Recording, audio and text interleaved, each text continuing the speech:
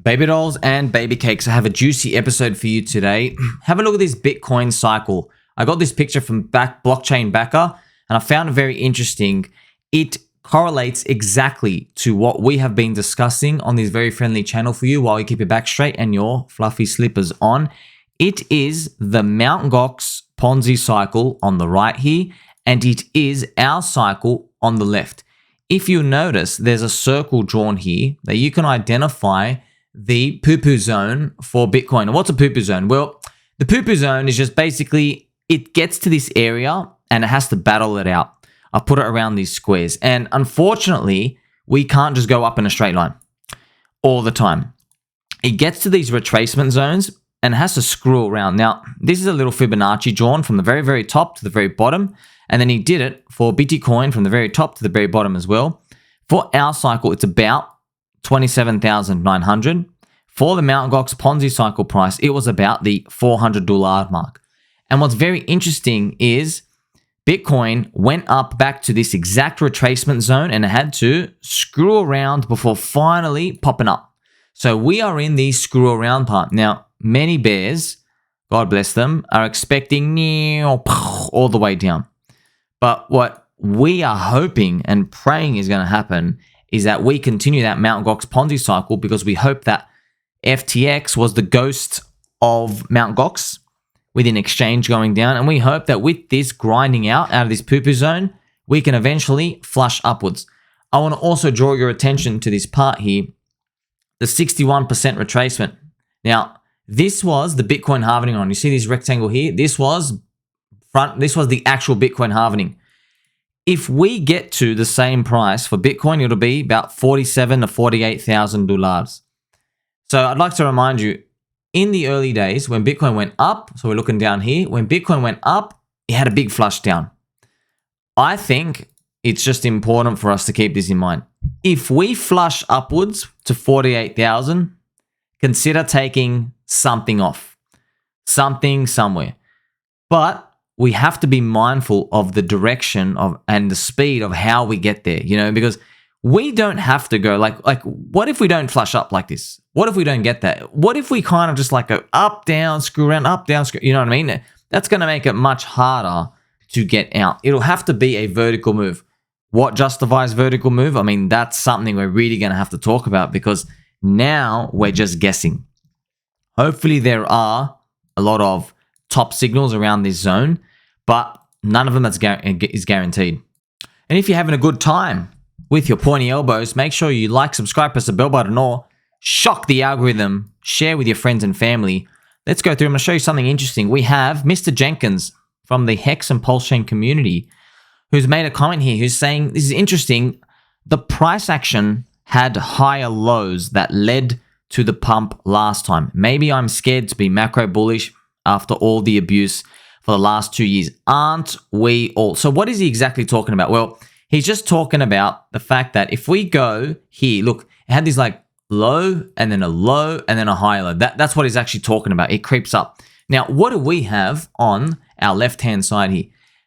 Technically, it actually is a high low. I mean, but it doesn't really like look too nice. It's like a boop and then like this and then a little bit of high low like this. Like that's why everybody's so scared. It's like, what's going to happen? What's going to happen?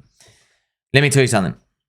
I am the only person in crypto who is using this super trend. And I like it. You know what else I like? Our friendship. Why is this important? Well, if you look at Jenkins and everybody else, they're focusing on these candles. They're focusing on the chart pattern and trying to find the pattern out. Obviously, like you're no stranger to this, when everybody is looking at the same thing, the effectiveness of the pattern goes away. The double bottom and the triangle and you do all these patterns, friends. It doesn't become nice at all. I like using the trend. Unfortunately as well, this doesn't mean it's a silver bullet to everything. If too many people are following the same type of indicator, or if everybody's in the mood for trend trading, so you just got to think about this, okay? There's actually just two types. There's two types of trading in a nutshell, right? One, trend following, and then two, fading. So extremes, etc. So that's it. So this could be picking tops, bottoms. That's it. All trading comes to that. Either you are going one with the trend you try to capture the meat of the move, and then if it turns around, you get out. Or number two, you're basically trying to pick the extremes, picking tops and bottoms, or you're trying to go with those little patterns. So you're either going with the trend or against the trend. No matter which you do, there is no perfect one. No matter which you do, you're probably going to end up with the same results, but you got to be consistent. If you're a genius, you do both. Most people just specialize. With the weekly time frame, we have a nice clear path. Like I've shown you on my weekly super trend that it doesn't flip too many times. You know, I had another friend who asked me, shout out to baby doll Chris, he asked me like, what happens if the weekly super trend starts sucking? Well, I mean, you just go to the 2 week. I'm serious, that's what you actually do. You keep going up in time frames until it smooths out. I know it's not a perfect way, but this is how you adapt, you know? So in an ideal world, if the markets just moved like up and then sideways and then down, if they moved up and oscillated, you could just trade on 1 hour charts. But we don't move like that anymore. Actually, in the early days of Bitcoin, that's how they used to move. Used to move up, Morse code, down like that. But now we don't do that. Now we have a lot of bots, algorithms, and it's efficient. Now, why this is important is I like the fact that we are in our own little blue ocean. No one's looking at this trend. No one is daring to question how straight our posture is. And I just like staying bullish with this. So if you notice how Jenkins is speaking about, you know, those high lows and those patterns, which of course they are 100% valid when you think about it.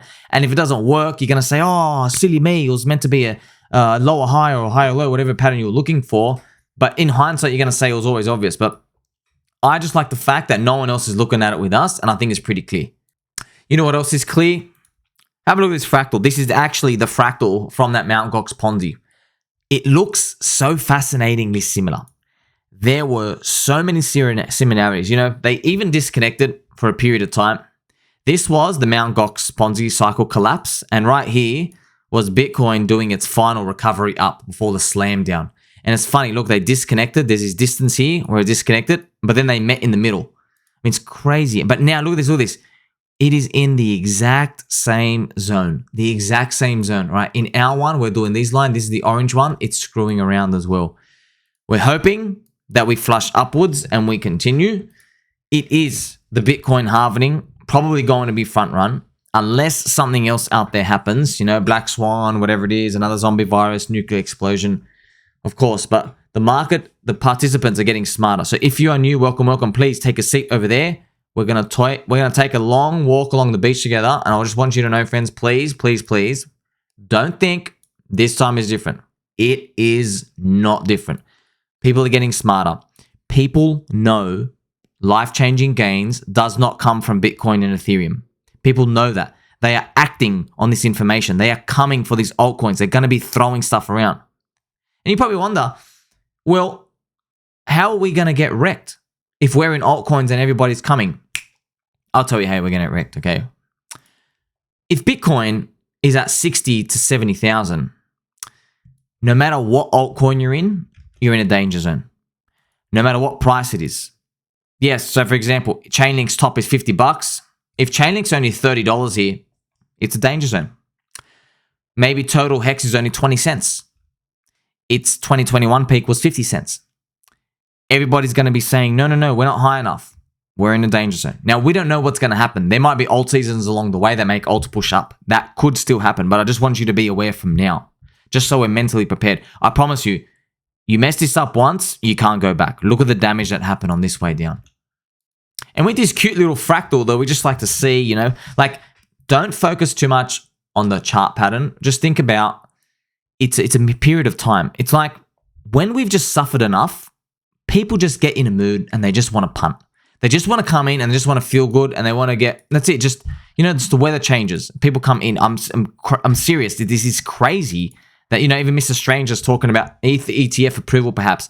I don't think it'll be something like that. The ETH ETF approval, we might find they don't even like really, they never have to really release it. They just got to start talking about it. That's how markets are. Is everyone's speculating. I've also got a comment here from Mr. Paul Sidon. Now, this is very interesting. He's got all the NPCs here. He's saying, what's my thoughts, right? 2024 to 2025 will be the new bull market. Let me tell you, right? I was around in previous cycles and I saw that type of anti-friendship propaganda. I saw it. All of that propaganda was here. This was when China banned Bitcoin, scum thieves, and all the Chinese miners got to front run and dump on everybody. There, you know, all that picture you just said where everyone's like, oh, you're a stupid bull, you're an idiot. All those people, they were posting that same stuff there. And guess what? We still smashed upwards. And guess what? There were people posting that here too. Yes, there were people teasing me all day, verbal abuse, going like, oh, you're stupid, oh, you're so dumb, you think it's going to go up, no reason. They were saying the same things too, baby. I was saying it back then.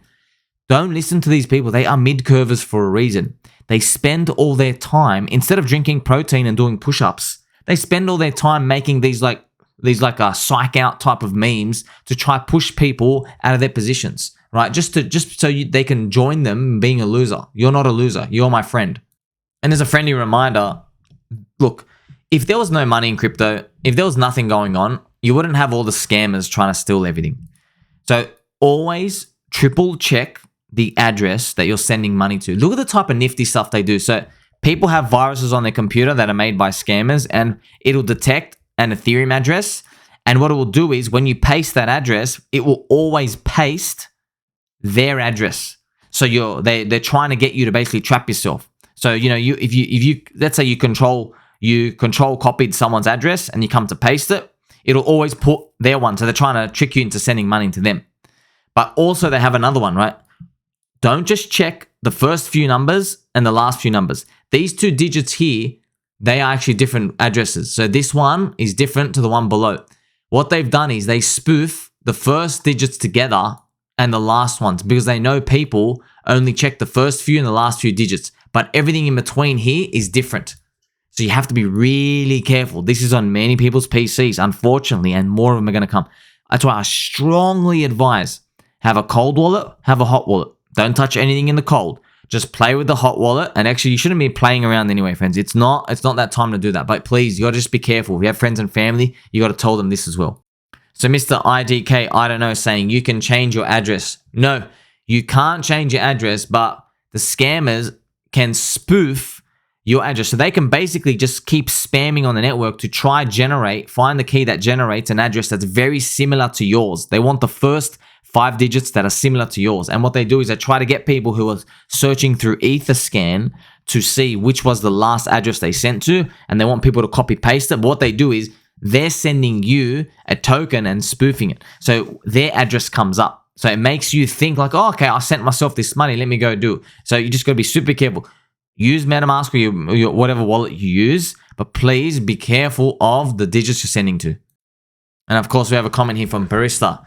The whitelist the address in Rabby. So yeah, there are these new security features that should have been implemented years ago, but for some reason they're not. So this security stuff, it's a sign that the market's getting more mature and the gains are getting less. It's because there's less uncertainty. I know you've learned by now, right? When there's more uncertainty, there's actually higher returns. So we're all still going to make it, friends. Let's hope those fractals do play out, because what else are we playing for? A bull market might be coming. You know what else is in a bull market? Our friendship. Make sure you like, subscribe, everybody know, tell mum and dad, bull market is definitely coming. Catch you in the next one.